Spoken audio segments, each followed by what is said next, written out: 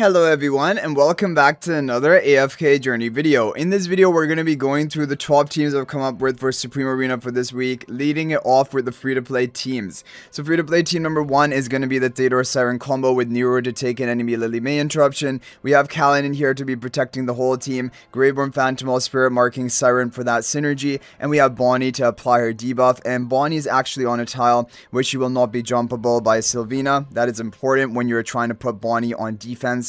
We're going to be running it with the Light Heal spell, really good defensive artifact just to improve the survival and allow, our Graveborn Phantom to get more value before our team dies. Okay, moving on to team number 2. Team number 2 is going to be the Iron Pandora combo team. We have Iron to take an enemy Lily May interruption. If the enemy doesn't run Lily May, then we're going to have pretty good crowd control with Iron, followed up by the Almas Mythic Plus ability to prolong the crowd control. We're going to have Shamir in the back as a free-to-play option.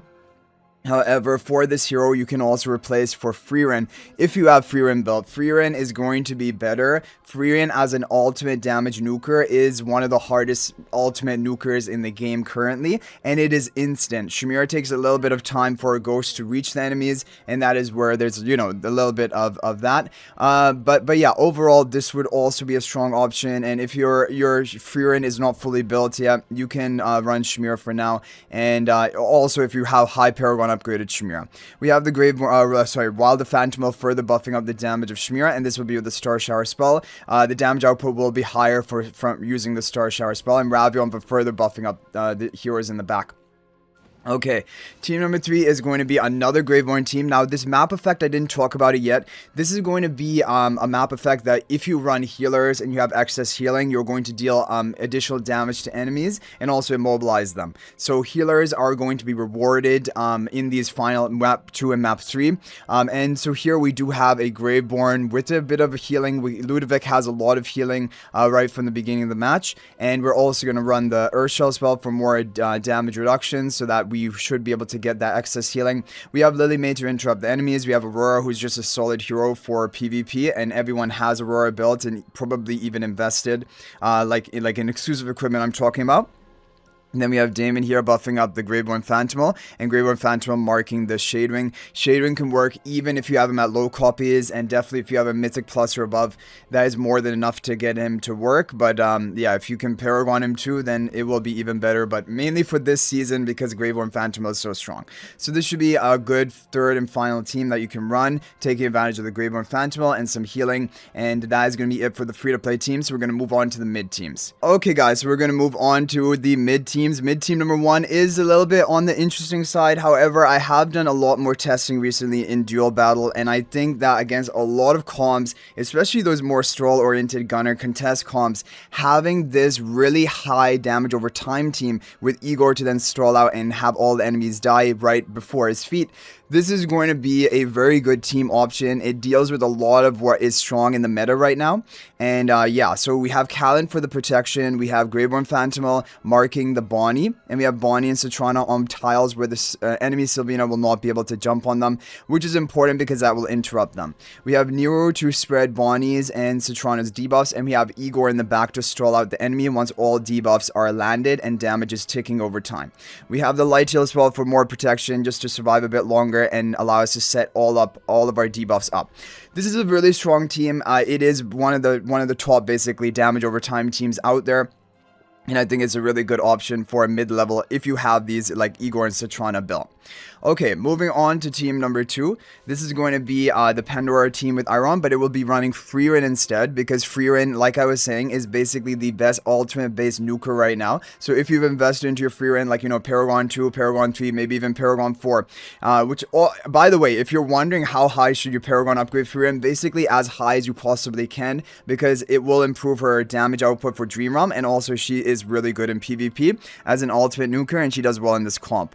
Iron to take enemy Lily May interruption, Freerin going to be nuking you guys, Freerin going to be nuking you guys know how this works, and Star Shower spell just for more damage output. Okay, finally, team number 3 is going to be our Graveborn Shadewing team. However, for the mid-level, we're going to be running Sleaze because Sleaze is a very strong PvP hero, but like maybe some free-to-plays did skip her. That's why I wanted to give the free-to-play alternative. But definitely, if you have Sleaze, you should be running her. Ludovic Ludovic sleeves for double healing, for the excess healing map effect. We have the Daemon buffing up again Greyborn Phantom, who is marking Shade Ring, and Lily May to interrupt the enemy and be annoying. And we have the Earthshell spell. So that is going to be it for our mid-level of teams. And before we move on to the pay-to-win teams, if you're thinking about making a purchase in AFK Journey, please use my affiliate link for the official Farlight Store. This is the best way you can support me and also gain 5% bonus dragon crystals on your purchase. My affiliate link is in the description of this video in a pinned comment, and you can actually bookmark this link in your browser, and whenever you're planning to make a purchase, just return to the bookmark link and make your purchase. It will support me and be greatly appreciated. So thank you all so much for your support. Okay guys, so here we have the pay-to-win teams, and pay-to-win team number 1 is going to be a bit of our Saida stall team. We have the Phantomal buffing up Saida for the damage reduction and attack buff. We have Aurora as well, who's just going to get damage over time with her summons. And we have Contest, who is really the key part of any stall type team. We're going to try to shut down the enemies by silencing them and hopefully allow your Saida a free runway of getting her 3 ultimates off and winning your team the match that way. We have Mihira just to, have some crowd control, some interference right at the beginning of the match. But you could replace Mihira for something else if you had any other support hero that you wanted to throw in here. But yeah, this is going to be with a light heal spell just for more healing, more protection. And overall, it should be a pretty effective option against a decent number of the meta teams out there. Yeah, so let's move on to team number 2. Team number 2 is going to be our Himmel and Freerin team, of course, and they're hiding behind the Skyclaws Phantomal, but let me just move out of the way. So Gunnar is going to be buffing up Freerin in the back, and then we have Himmel actually in the back, because if Himmel's in this position, he's going to be marking and basically getting his heroic party active. So unfortunately, we couldn't get the Skyclaws buff onto Freerin, but we're going to get onto Gunnar, which is still not bad either. Gunnar has some pretty decent damage output as well. We have Alna protecting the Freerin, and then we have our Kulu, who is going to put up the wall, giving our team the defensive buffs and also debuffing the enemy so that Freerin will hit them even harder. And we have the Bulwark spell, and now it's actually interesting. Now, it isn't ideal for Kulu to be here. I would much rather having Gunnar to be frontmost and taking the aggro of the opponent, but the maps this week for Supreme Arena are tough to basically arrange, and this one still does work. I did testing in Duel, even having Kulu frontmost, and even though Kulu's taking damage, with the defensive magic of Freerin onto Kulu, as well as the Bulwark spell giving a massive shield because of all the shielding Gunnar's granting to the team, Kulu actually survives pretty decently. And that is good, like survives long enough for Freerin to get off her ultimate, and then hopefully that gives you the advantage to win. So yeah, Freerin Himmel combo is really strong in PvP right now. The maps really are limiting, like the potential, like we could have had a better positioning, but this one still will get the job done for you. Okay, moving on to team number 3. Team number 3 is going to be, again, our healing combo. It's actually very similar. If you look at the free-to-play mid and pay-to-win team, it's just like, it's a progression that we're just swapping out one hero for one more luxury, one more luxury unit basically, and here it is going to be Dunlinger. So we still have the Daemon buffing out Greyborn Phantomal and marking the Shade Ring. That's common to all teams, and we also have the Ludovic common to all teams. We have the Celeste here for additional healing, which is important, and then we have Dunlinger. So at first, because of this map effect, I was thinking, well, what if I go Cure Lock and just prevent the enemy from healing, and then they can't trigger the map effect.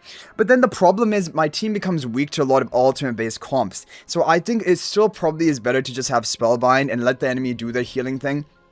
But at least only my Celeste will be able to cast ultimate, and that is a big game-changing ultimate, and I can block the enemy from like Crying Eye and stuff like that, because I'm always worried about enemy running Crying Eye. Like, even though nowadays I don't even know how many people have Crying Eye or invest into her, because she really is falling off on defense, but on offense, if they have them, then you kind of always have to think, or it's always in the back of my head, right? It's living in my head rent-free, basically making my team counter enemy Crying Eyes. But yeah, Dunlinger is going to help with that, or any ultimate, like even if they're going for like a Freerin nuking comp here, at least you have a little bit of a chance, right? You're going to survive, at least until Dunlinger dies and the bell wears off. And you're going to have Earthshell as well, that's going to be good.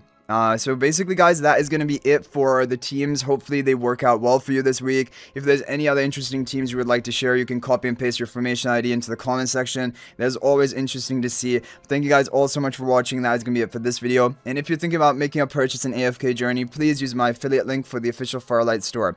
This is the best way you can support me and also gain 5% bonus dragon crystals on your purchase. My affiliate link is in the description of this video in a pinned comment, and you can actually bookmark this link in your browser, and whenever you're planning to make a purchase, just return to the bookmark link and make your purchase. It will support me and be greatly appreciated. So thanks for watching. I'll hopefully see you in the next video, and until then, everyone, peace out for now.